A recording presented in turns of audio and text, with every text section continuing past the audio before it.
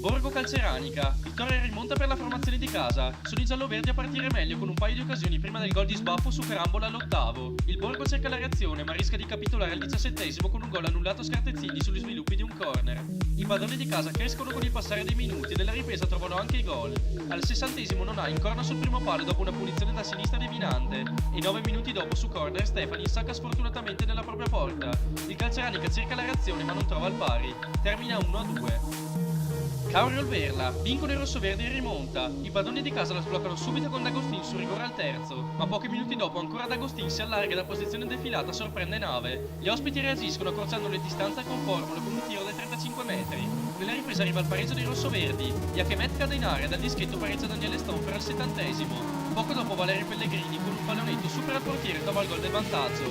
Chiude la partita Zanotelli che dal lato destro dell'area pesta la palla sul palo lontano. Finisce 2-4. Civezzano Battaro si impone la formazione padrone di casa con una bella prestazione. Al 10° si aprono le marcature grazie a un pregevole pallonetto di Suleimani alla seconda rete in 2 partite. Passano pochi minuti e Pezzi trova il pareggio con un tiro da dentro l'area. Si prova ancora il Civezzano ma senza inquadrare la porta.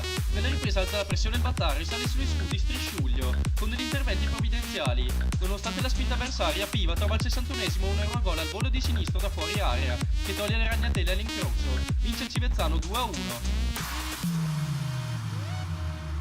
Dolomitica Ortigara Lepre. Dopo il passaggio del turno sfiorato in coppa, la formazione di casa trova una bella vittoria. La partita è piena di ribaltamenti con i locali in maggiore controllo. Poco prima della mezz'ora su un contropiede veloce di Dell'Antonio, De Mozzi raccoglie il cross e insacca battendo Stefani. La Dolomitica cerca quindi di gestire i ritmi, giocando nel secondo tempo in contropiede ma sbagliando l'ultimo passaggio. A metà ripresa Stefani nega il gol a Giacomelli, ma a 7 dalla fine Bergadoi trova il raddoppio e chiude la partita. Risultato giusto, finisce 2-0. Passa Gardolo, termina con un pareggio a reti bianche una partita senza grosse emozioni.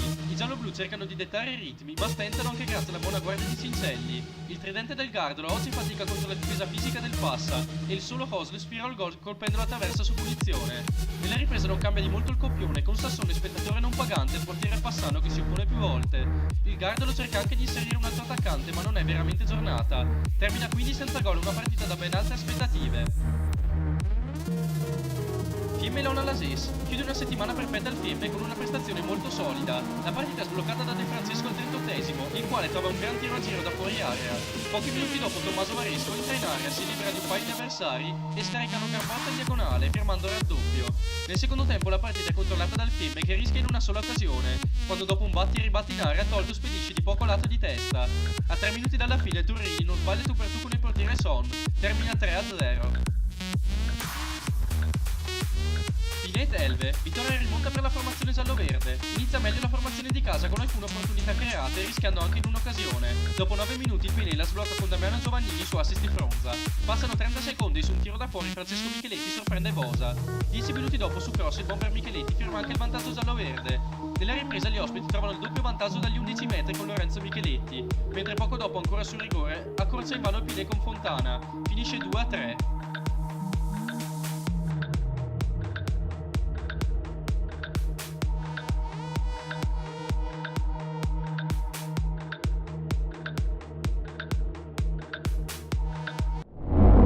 Thank you.